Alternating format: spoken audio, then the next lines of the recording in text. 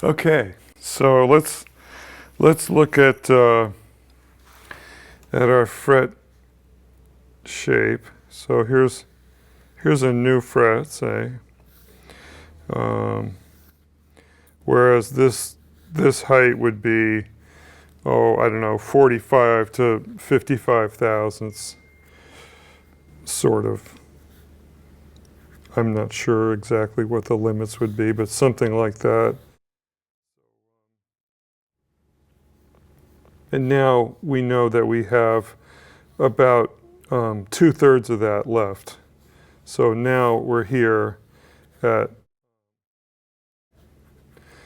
roughly 30 thousandths of an inch, or 0.75 millimeters, okay? And we have quite a large surface here, but what we want is this rounded top so that we can get a single point contact. Now, there are any number of ways to do this, a variety of methods to do this. And as you can imagine, it gets trickier as the fret gets lower to restore a half roundish shape. So what I like to do is to take off a couple of cuts like this with a file, and then to use sandpaper to blend this into a new shape that approximates a half round shape. Now the reason for this, I'd like to explain to you. I mean, first of all, it feels better, but even more to the point, if you have a fret that looks like this and you go to play it, so let's say that the bridge is in this direction, and we're going to look closely at what happens to the string. So the string is going to come down here, and it's going to touch this part of the fret. So here's the string, and then it gets deformed. Here's the player's fingertip, okay? There's your fingertip pressing down the string and back of the fret. And really, it ends up touching the fret here, right? Which means that that is a big distance away from the center of the fret, which hopefully is in the right place. And therefore, the string will play flat because the string is too long by this distance. Then over time, as this fret gets played some more, the fret will wear like this. And so what ultimately happens is then now the new takeoff point of the string is here, and you can see what happens now is the string will play sharp. So if you work your frets with wide flat tops, it'll start out playing flat, and as it breaks in and wears a little bit, it'll end up playing sharp. So we'll just say that this isn't really what we want. And so we're going to hope for this condition, which, although it is compromised in this case by about, 1/3, so this is 1/3 of the height of the original fret roughly, and then this is 2/3. And we're saying that this is kind of a minimum height for feel, for the ability to bend, and for that repair person. It's challenging to get this shape, and we're gonna take that on right now, and I'll show you what I consider the best practices and most efficient way to do that.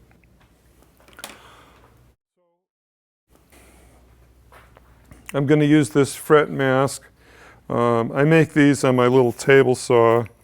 Here's a bunch of ones I haven't used yet, and these are cut with a blade that's the right width, and I clamp this this is brass, of course, brass shim stock. It's 10/1000ths of an inch thick, or 0.25 millimeters, and it is clamped in between two pieces of wood, and then the saw blade is driven up through the material to create this blind slot. And the brass is easy to cut, doesn't hurt the blade, and it lasts a reasonable amount of time before it gets too worn out to use. And then this is the file that I like. Actually, this file technique and file shape was introduced to me in 1978, I think, by Mr. Carl Thompson. And this is the tool that he used, and I immediately decided that he was right about this, and it's just an awesome thing. Now, this is a 10-inch long Cant Saw file, C-A-N-T, saw, and what it refers to really is the angle. So this angle, which is less than, what is it? Certainly less than 60 degrees. So it's an isosceles triangle. And so it's this angle that they're calling out by the name of the file, is this acute angle. But we're going to use it in this way, so as to use that acute angled surface on each side of the fret.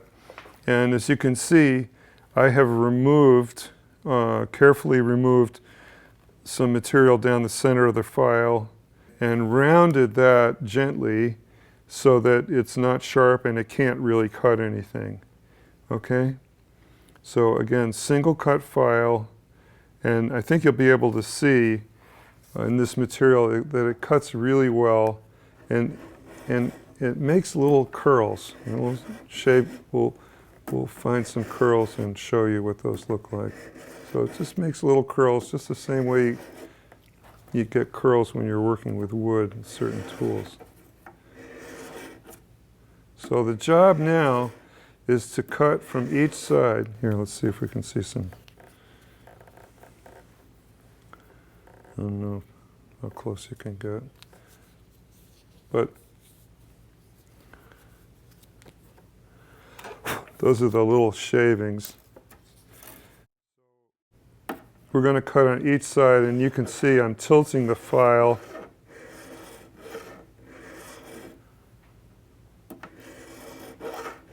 Leaning the file. And I'm trying to create a very small flat surface. A machinist calls a surface like this a land. That's the old name for it. So we're going to try and get that land to be parallel and pretty small. So that's an eyeball idea. You just want to get it to look like that. Okay.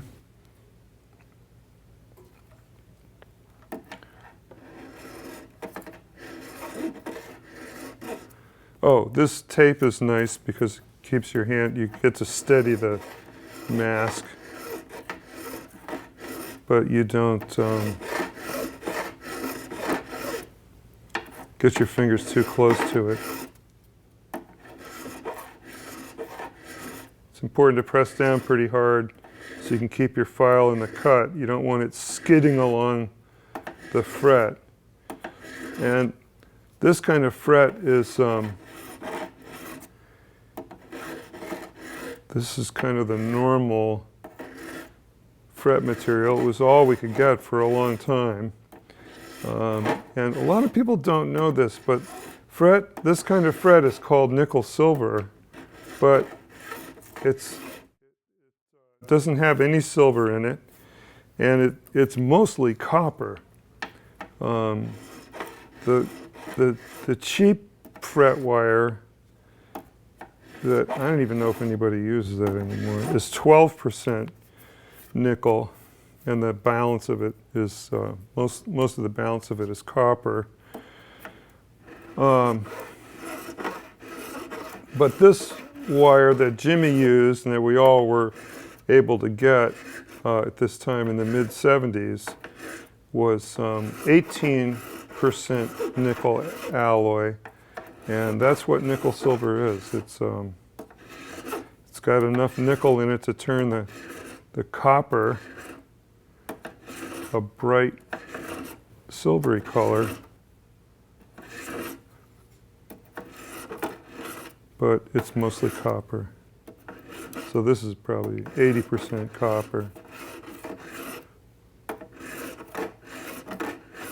And so you can see I'm playing around with this file angle to try and shape the fret properly and get a small land of equal size from one end to the other, and try and make all the frets exactly alike. So I don't know how much of this you guys want to watch, but this is the idea. It's a little sticky. The filing it's tricky because the file wants to grab the gummy copper. And copper is not an easy thing to cut because it's sticky or gummy. So far as the tool is concerned, it feels like it wants to grab into it.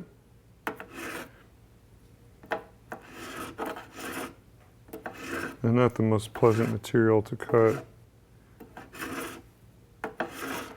But it's nickel silver is better than just copper. So we'll shift the guitar down a little bit.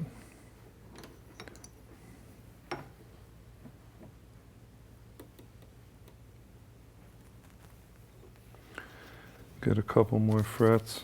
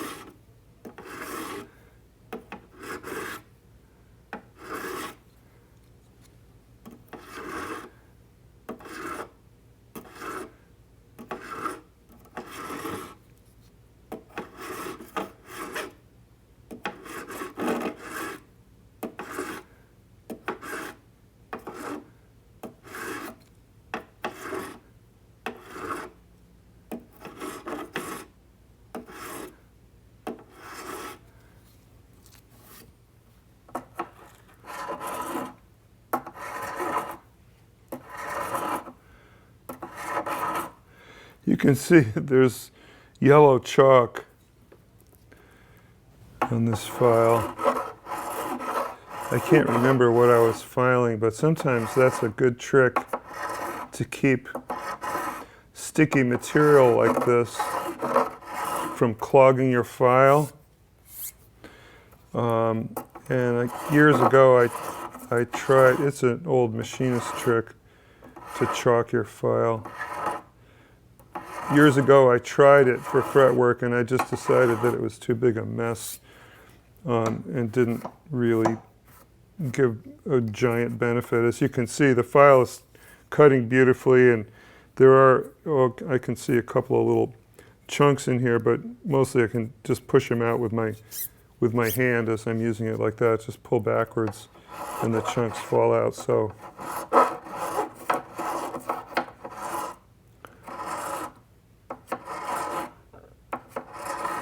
working pretty well.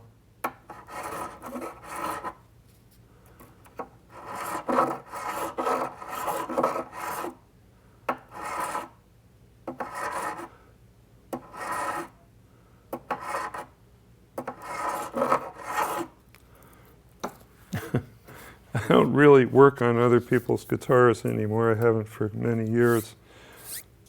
But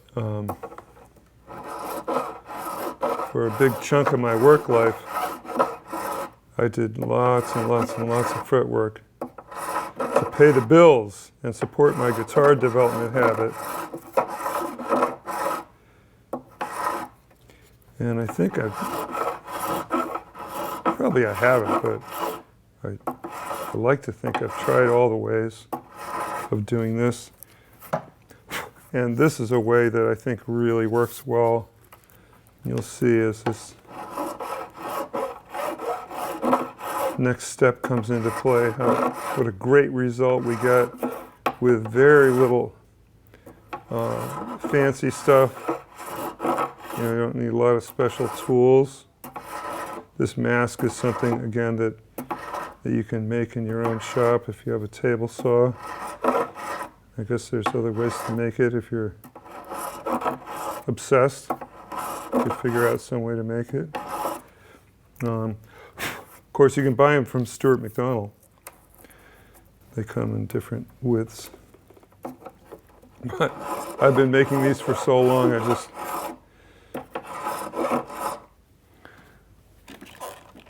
keep doing it.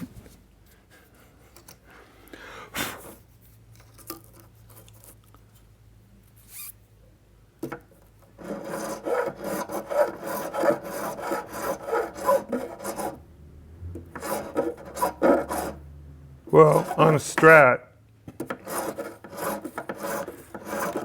say with the neck off the guitar and a vise like this, you wouldn't really care which end of the guitar neck you started on, be all the same.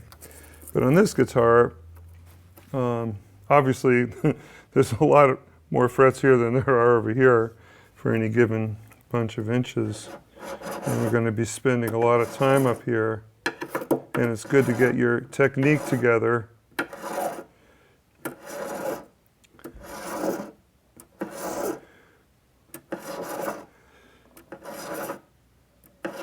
Before you get up here.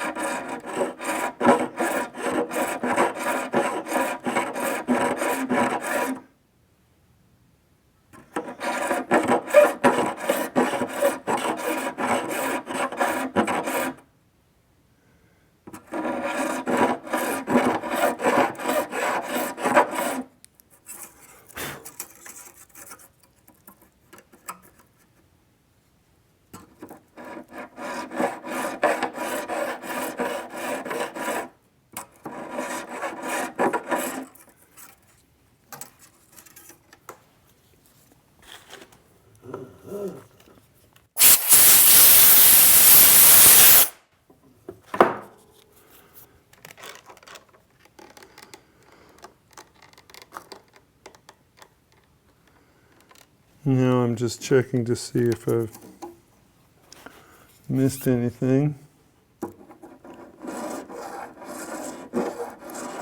try and make all the lands look the same.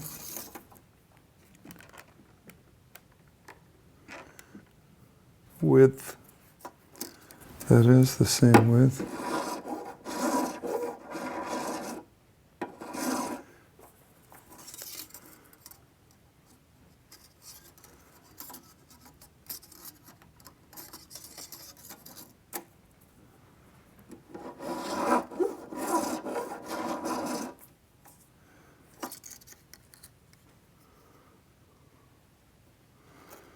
Okay.